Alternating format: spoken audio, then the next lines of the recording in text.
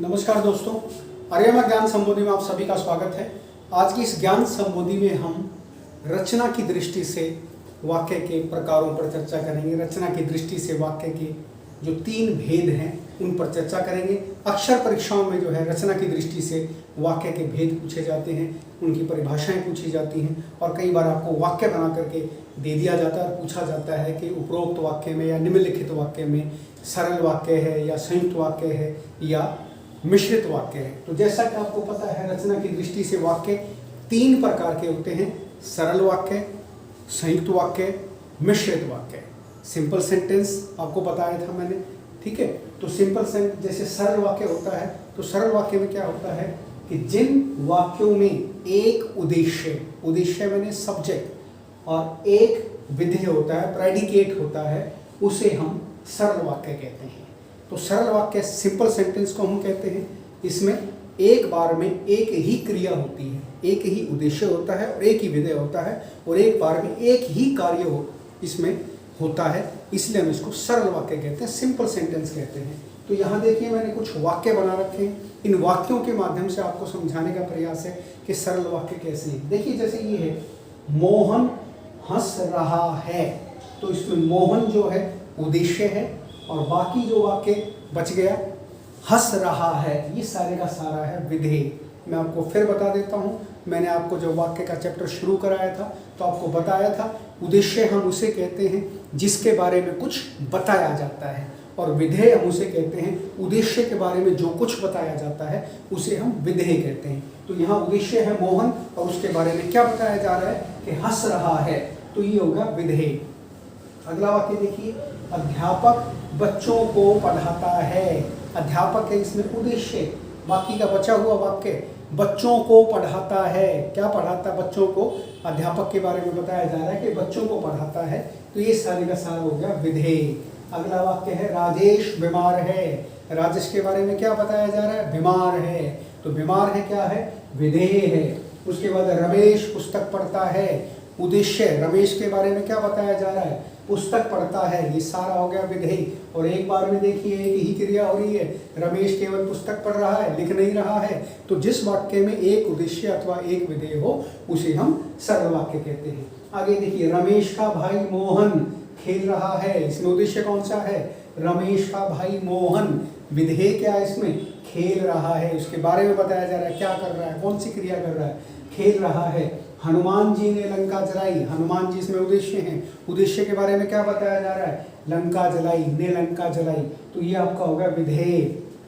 वह बरामदे में बैठकर खेलने लगी। वह उद्देश्य है, बरामदे में बैठकर खेलने लगी, ये आपका विधेय हो गया। अगला वाक्य देखिए, अध्यापक के आते ही कक्षा शांत हो गई। अध्यापक इसमें उद्देश्य है और उद्देश्य के बारे में क्या बताया जा रहा है? उनके आते ही कक्षा शांत हो गई, तो के आते ही कक्षा शांत हो गई, ये विधेय है। अगला वाक्य देखिए, मैंने एक मोटा हाथी देखा। मैंने है उद्देश्य और उद्देश्य के बारे में क्या बताया जा रहा है? एक मोटा हाथी देखा, ये विधेय हो गया। उसके बाद है, बीमारी के कारण लता घूमने नहीं जाएगी। बीमारी के कारण लता, ये सारे के सारे शब्द मिलकर के क्या बने? उद्देश्य। उद्देश्य के बारे में क्या बताया जा रहा है? घूमने नहीं जाएगी, तो वो क्या हो गया? विधेय। अगला वाक्य देखिए, सूर्य पूर्व से निकलता है। सूर्य है उद्देश्य, उद्देश्य के बारे में क्या बताया जा रहा है? पूर्व से निकलता है। ये बाकी का बचे हुए जितने भी शब्द हैं ये विधेय कहलाए। तो कहने का तात्पर्य यह है कि सरल वाक्य में एक बार में एक ही क्रिया होती है, उसमें एक ही उद्देश्य होता है और एक ही विधेय होता है, उसमें एक ही सब्जेक्ट होता है और एक ही प्रेडिकेट होता है। यदि हम अगले वाक्य की बात करते हैं रचना की दृष्टि से, तो रचना की दृष्टि से वाक्य का दूसरा प्रकार है संयुक्त वाक्य। संयुक्त वाक्य क्या होता है? जिस वाक्य में 2 अथवा 2 से अधिक स्वतंत्र उपवाक्य योजक शब्दों से, योजक होता है 2 वाक्यों को आपस में जोड़ने वाला, योजक शब्दों से, जैसे और, इसलिए, किंतु, परंतु या पर आदि से जुड़े हों, उन्हें हम संयुक्त वाक्य कहते हैं। संयुक्त का मतलब 2 जुड़े हुए आपस में। और मैंने इसमें शब्द लिखा उपवाक्य। उपवाक्य हम कहते हैं छोटे छोटे स्वतंत्र वाक्यों को हम उपवाक्य कहते हैं। यदि एक ही वाक्य हो तो वाक्य है, उसको उपवाक्य कहने की आवश्यकता ही नहीं है। लेकिन जब जहाँ दो छोटे छोटे वाक्य हों तो हम वहाँ शब्द इस्तेमाल करते हैं उपवाक्य। तो परिभाषा पे एक बार फिर गौर फरमाइए। जिस वाक्य में दो अथवा दो से अधिक स्वतंत्र उपवाक्य योजक के द्वारा जुड़े हों। अगर देखिए हम वाक्य के अंदर योजक नहीं लगाएंगे तो सिंपल सेंटेंस हो जाएगा, क्योंकि योजक की आवश्यकता कहाँ पड़ती है? जहाँ दो वाक्यों को सेपरेट करना होता है, जहाँ दो अलग अलग वाक्य होते हैं वहाँ बीच में योजक होता है। योजक से ही इधर का वाक्य इधर और इधर का वाक्य इधर। अगर योजक ना हो तो सामान्य आपका साधारण वाक्य माना जाएगा, सिंपल सेंटेंस माना जाएगा, सरल वाक्य माना जाएगा। तो देखिए आप इस चीज से समझिए। शेर दहाड़ा, उदाहरण देखिए बोर्ड की तरफ, शेर दहाड़ा और बच्चे कांपने लगे। अब परिभाषा को इस पर हम अप्लाई करते हैं। जिस वाक्य में दो स्वतंत्र उपवाक्य कौन से हैं? शेर दहाड़ा, दूसरा स्वतंत्र उपवाक्य बच्चे कांपने लगे, और इसमें बीच में योजक है, ये इन दोनों वाक्यों को आपस में जोड़ रहा है। तो जिस वाक्य में दो स्वतंत्र उपवाक्य आपस में योजक के द्वारा जुड़े हुए हों उसे हम संयुक्त वाक्य कहते हैं। स्वतंत्र वाक्य का मतलब यहाँ पर क्या है? देखिए, शेर के दहाड़ने का बच्चों के कांपने से कोई संबंध नहीं है। बच्चे तो किसी और कारण से भी कांप सकते हैं। तो शेर दहाड़ा वो अपना एक स्वतंत्र वाक्य है। जंगल में बच्चे थोड़ी ना घूमेंगे जहाँ शेर दहाड़ता है। तो कहने का तात्पर्य ये है कि संयुक्त वाक्य में दो स्वतंत्र वाक्य होते हैं और आपस में योजक से जुड़े होते हैं। पहले वाक्य का दूसरे वाक्य से कोई संबंध नहीं होता। दूसरा वाक्य देखिए, आप ठंडा लेंगे या कुछ गर्म? आप ठंडा लेंगे या कुछ गर्म, तो या इसमें क्या है? योजक है, दोनों वाक्यों को आपस में जोड़ रहा है। और कुछ गर्म कुछ ठंडा, दोनों अलग अलग वाक्य हैं। ठंडे का गर्म से कोई लेना देना नहीं है, गर्म का ठंडे से कोई लेना देना नहीं है। तो दोनों स्वतंत्र वाक्य हैं और आपस में ये योजक से जुड़ा हुआ है, उसी को हम संयुक्त वाक्य कहते हैं। तीसरा वाक्य देखिए, रमन स्वस्थ था इसलिए वह मैच में अच्छा खेल सका। कई बार क्या होता है कि इसमें योजक कोमा के रूप में भी हो सकता है, इस बात को भी ध्यान रखिए।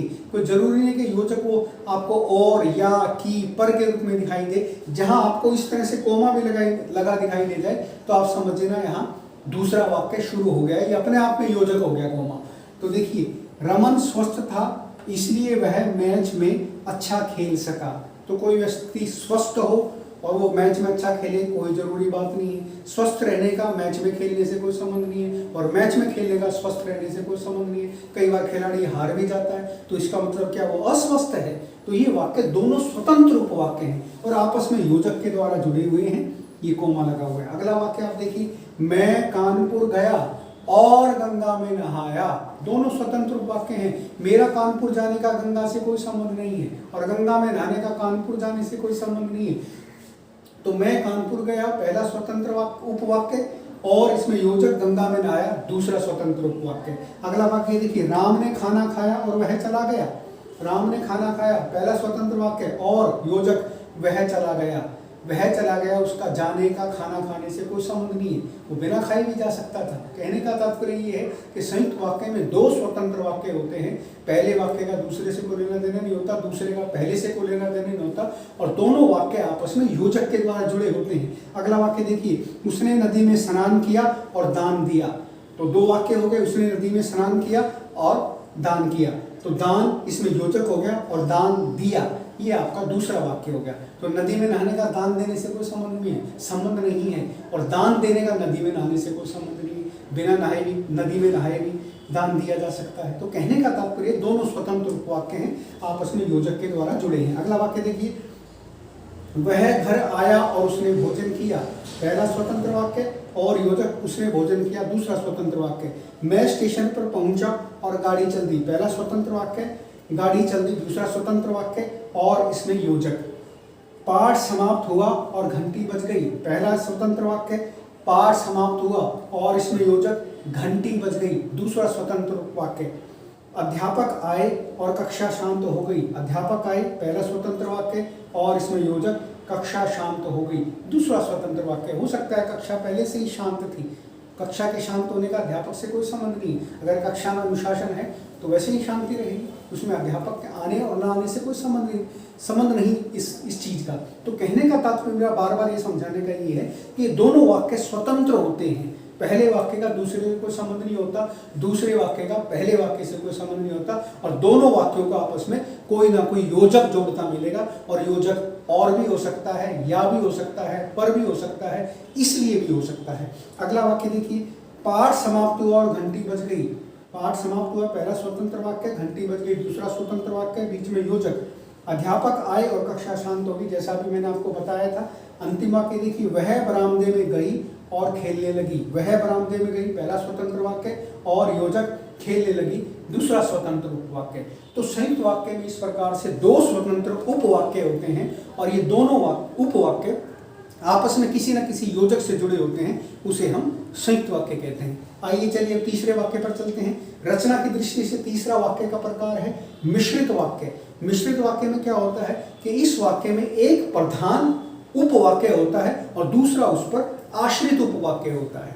एक प्रधान वाक्य होगा और दूसरा उस पर डिपेंडेंट होगा, आश्रित होगा, और दोनों आपस में जो है किसी न किसी योजक से जुड़े हुए होंगे या बिना योजक के भी होंगे। तो उनकी सेंस से आपको पता लग जाएगा कि इसमें प्रधान कौन सा है और इसमें आश्रित कौन सा है। जबकि संयुक्त में तो क्या था, दोनों स्वतंत्र वाक्य थे, लेकिन मिश्रित में ऐसा नहीं है। मिश्रित में एक प्रधान वाक्य होगा, प्रधान वाक्य का मतलब मैंने मेन सेंटेंस, और दूसरा उस पर डिपेंडेंट होगा। तो ये देखिए वाक्य देखिए, पहली परिभाषा देखिए, जिस वाक्य में एक उपवाक्य प्रधान हो तथा अन्य उपवाक्य उस पर आश्रित हो उसे हम मिश्रित वाक्य कहते हैं। जैसे देखिए, पिता ने कहा कि पुत्र को डॉक्टर बनाऊंगा।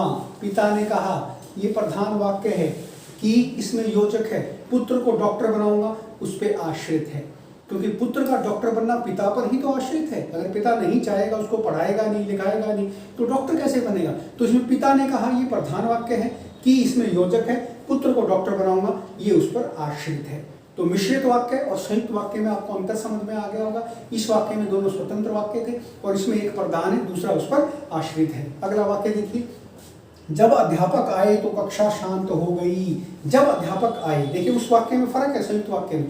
जब अध्यापक आए तो कक्षा शांत हो गई, कहने का तात्पर्य कक्षा पहले शांत नहीं थी, लेकिन जैसे ही अध्यापक अंदर आए तो बच्चों को लगा कि अब अनुशासन का पालन करना चाहिए, नहीं तो हमें दंड मिल सकता है, और कक्षा शांत हो गई। तो पहला स्वतंत्र, तो पहला इसमें प्रधान उपवाक्य कौन सा हुआ, जब अध्यापक कक्षा में आए तो कक्षा शांत हो गई। तो इसमें योजक हो गया, कक्षा शांत हो गई, उस पर आश्रित हो गया। तीसरा वाक्य देखिए, अध्यापक ने कहा कि कल अवकाश रहेगा। अध्यापक ने कहा, प्रधान वाक्य है, कि इसमें योजक है, कल अवकाश रहेगा, ये उस पर आश्रित है। तो मिश्रित वाक्य हो गया, क्योंकि अध्यापक ने कहा है, किसी बच्चे ने कहा होता तो अवकाश नहीं होता, लेकिन अध्यापक एक कॉम्पिटेंट अथॉरिटी है, एक अकाउंटेबल अथॉरिटी है, तो उसने कहा है तो उसकी बात का मतलब है। तो कल अवकाश रहेगा, तो ये कल अवकाश रहेगा उपवाक्य जो है अध्यापक ने कहा, इस पर आश्रित है। अगला देखिए, वह घर गया जहां उसने खाना खाया।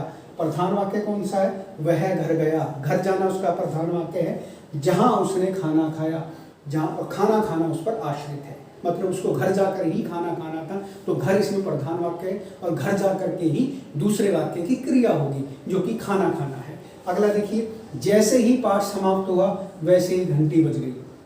तो जैसे ही पाठ समाप्त हुआ, ये आपका प्रधान वाक्य हो गया, वैसे ही घंटी बज गई। कहने का तात्पर्य ये है कि अंतिम पीरियड है कक्षा का, और अंतिम कालांश जब कक्षा का चल रहा है, तो सीधी सी बात है, जैसे ही पाठ समाप्त होगा, अंतिम क्षण समाप्त होंगे, उस पीरियड का समय समाप्त होगा, तो घंटी बजेगी ही बजेगी। तो इसमें प्रधान वाक्य कौन सा है, जैसे ही पाठ समाप्त हुआ वैसे ही घंटी बज गई, घंटी उस पर आश्रित है।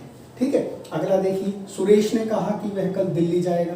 सुरेश ने कहा, ये प्रधान वाक्य है, दिल्ली जाना तो उसी पर आश्रित है ना, तो सुरेश ने कहा प्रधान वाक्य है, कि इसमें योजक है, वह कल दिल्ली जाएगा, वह कल दिल्ली जाएगा, ये आश्रित है किस पर, प्रधान वाक्य पर। प्रधान वाक्य कौन सा है, सुरेश ने कहा, जो करेगा सो भरेगा। अभी देखिए इसमें कहीं योजक नहीं, मैंने खाली कोमा लगा रखा है, जो करेगा सो भरेगा, जो करेगा प्रधान वाक्य है, सो भरेगा उस पर आश्रित है। अगला देखिए, जिसकी लाठी उसकी भैंस, जिसकी लाठी उसकी भैंस, जिसकी लाठी प्रधान वाक्य, उसकी भैंस उस पर आश्रित है। रमेश ने प्रार्थना पत्र लिखा, जो नौकरी के लिए था, तो रमेश ने प्रार्थना पत्र लिखा, ये प्रधान वाक्य है, और जो नौकरी के लिए था ये उस पर आश्रित है। अगर रमेश ही नहीं होता तो प्रार्थना पत्र किसके लिए लिखता, तो रमेश ने प्रार्थना पत्र लिखा जो नौकरी के लिए था, जो नौकरी के लिए था, ये आपका आश्रित उपवाक्य है। अगला वाक्य देखिए, अध्यापक ने छात्र से कहा कि वह पुस्तक लेकर आए। अध्यापक ने छात्र से कहा ये प्रधान वाक्य है, और की योजक है, वह पुस्तक लेकर के आए, ये उस पर आश्रित है।